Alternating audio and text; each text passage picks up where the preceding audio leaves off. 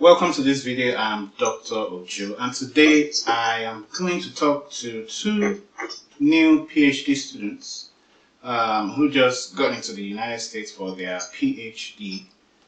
Basically, I'm going to talk to them about how they got their funding. Today I have Tope with me.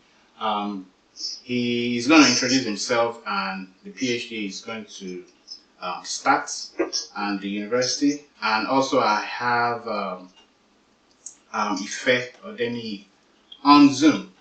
So welcome to today's video. Thank you very much. So briefly talk to us about yourself and the PhD.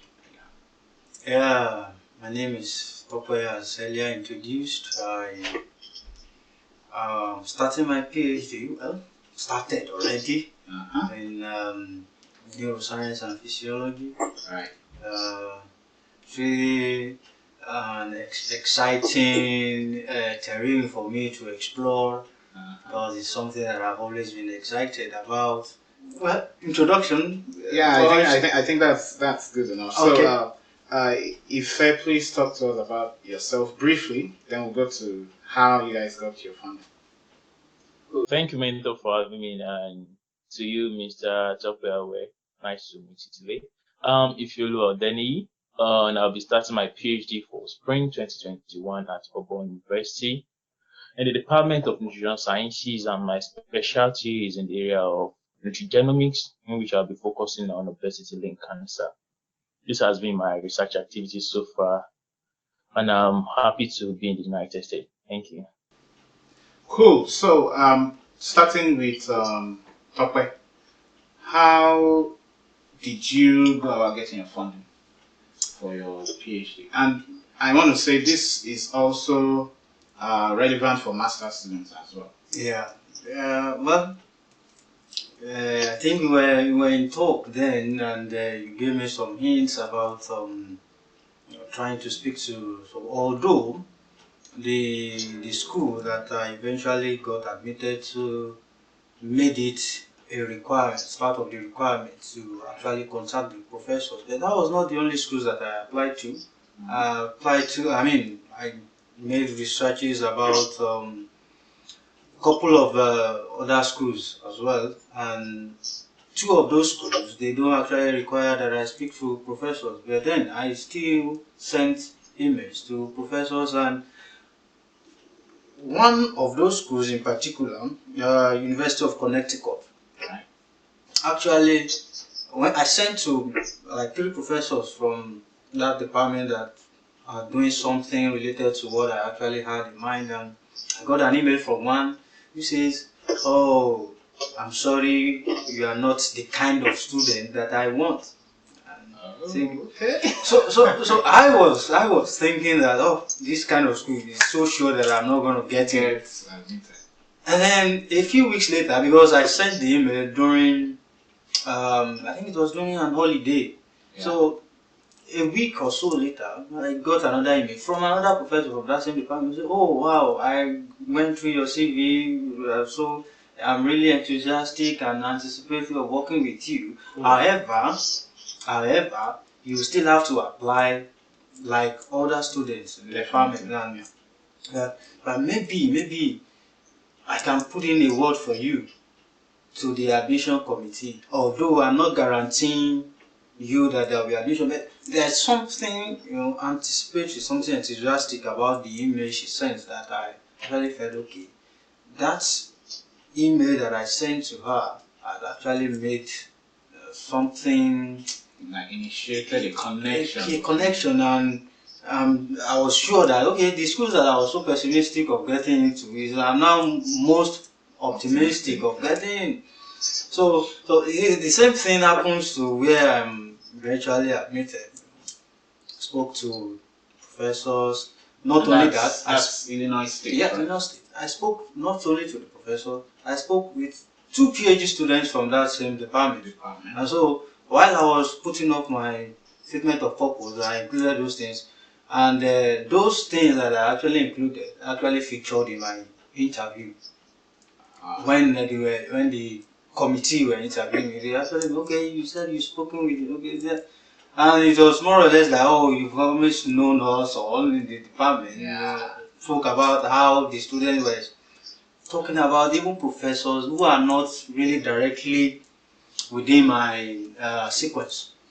Okay, this professor helped me in achieving this during my research, and so I was mentioning that okay, it gave me this rest of mind, this assurance that if I run into trouble in any area of my research that might not be directly related to my major, that professors of other specialization are always ready to help. So we in fact the interview was so easy. It was more or less like kind of okay, let's just see your face, let's see how you speak more than mostly like conversations. So and that was it.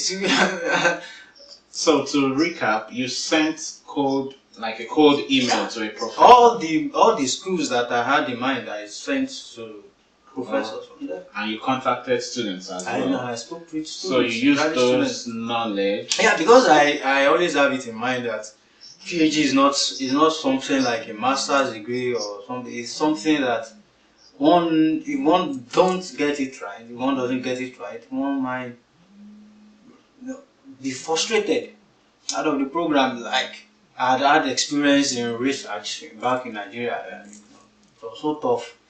When you don't get the support that you need. So I needed to speak to those students to actually know how the professors are from the student perspective, not just the prof selling himself to me alone. So that was what actually motivated me to speak to those students, and the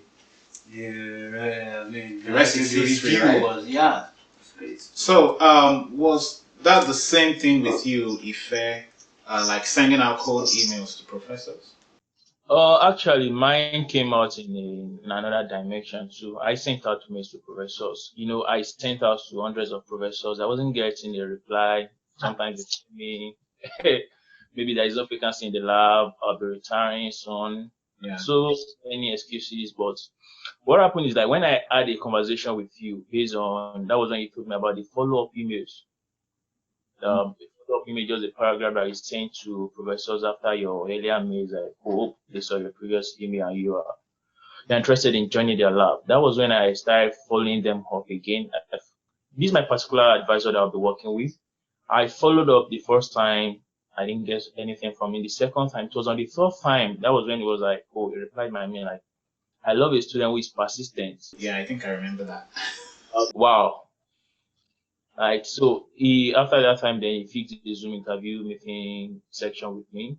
So I think we had a section before that time. So it was more like a gisting section. So he only asked about a few things about my research experience, my master's back in Nigeria, and other things.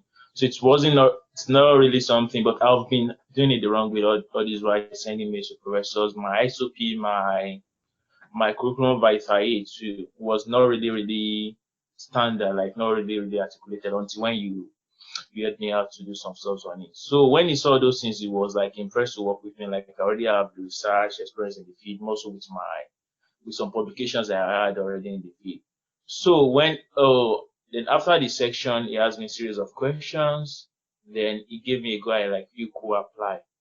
At that time, I was like 65% sure like I'll be joining Oregon University, because he was like, "Oh, I'm looking forward to work with you. I'll be talking with the dean of math sciences, and I've spoken with someone again, so they will fasten your movement down here." I was like, wow, this is a good move. So it's not really, it's fine. It went on well.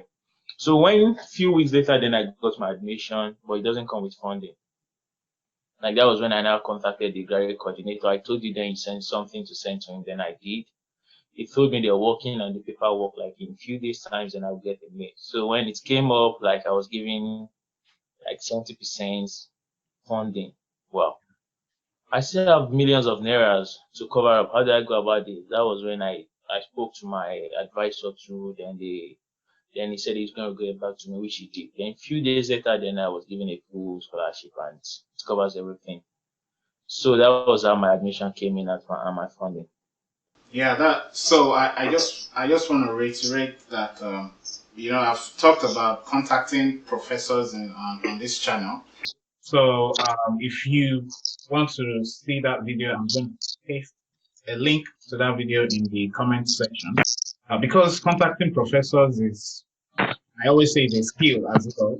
You need to know how to get into the heads of professors to see what they actually think of prospective students that they want to take up in their lab, and also how to follow up. I've also talked about follow-up emails. Oh, like I said earlier, to add to what my brother said, I've been applying to schools all over, getting so many rejections letter, but I doing it the wrong way, doing it the wrong way until I got a mentor who is Best Man Academy, who put me through the process. So it's more easier when you have someone you can get across to. So personally, I'm readily available because I what he said some months back. Like once you get these things, make sure you help more other people to get this required information. So you can get across to me on any of the social platforms for more information and clarity. Just a chip in um, before contacting, you should already make up your mind that you are ready to work for it. Exactly. Now, that's the mistake that most people make. They just believe that, okay, since they have someone who has the whole idea, so he has the magic wand. So all I just need is just to speak to him, and then everything will be set. You also need to put in. So I've done some homework. Yeah, myself. yeah. And so because there are instances of people who have issues with SOP, and then they'll just approach. Okay, oh, I'm applying to so I want you to go through my SOP for me. But eventually, it will turn out to be that you're actually rewriting the SOP for the person. I tried to. Right. So they also need to really have that that impetus, that intrinsic force to want to work. You're right, sir. For it. Because during the COVID time, I think University of Connecticut they waived their application fee or something. So I sent the link to one of my friends. So he applied and he'll be joining us in the United States next year too for his PhD, fully funded. So you have to do your own personal work too. You can't just rely on someone to do everything for you. Do your work and you're gonna get it. Yeah, do the homework, and if you have specific questions. So I don't like receiving questions like, "Hello, I want to study in the United States. How will I go about it?" There are a lot of information out there. Even if you are not a subscriber on this channel, on all of our Instagram or Facebook pages, there are a lot of information out there that you should at least have something and say, "Okay, I'm confused about so and so. Can you put me through?" Those are more specific questions that can easily be answered. But when you say I want to study, so how where do you want us to start? No, nobody has all the time in the world to do all that. Giving scholarship, it's kind of Yeah. So, like I said, these guys will be readily available to also help, and I'll be posting all the people that have been successful at getting these opportunities on the Best Man Academy page on Instagram and hopefully on Facebook, so you can see them there. And please don't disturb them too much. Just ask specific questions. But I'm saying this because I'm not the only one that now has the knowledge. These are experts as well. So that's all for this segment. Thank you very much for helping our people to shed some good light on the process. It's an obligation. I must be fulfilled.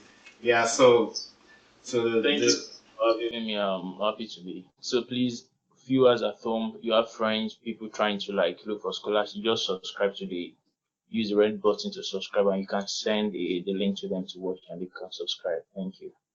So thank you very much for watching this video. Subscribe to the channel if you are a young professional.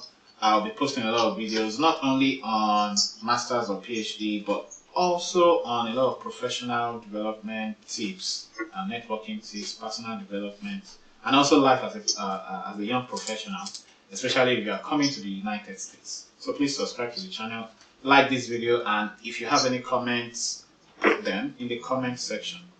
I'll see you in the next video.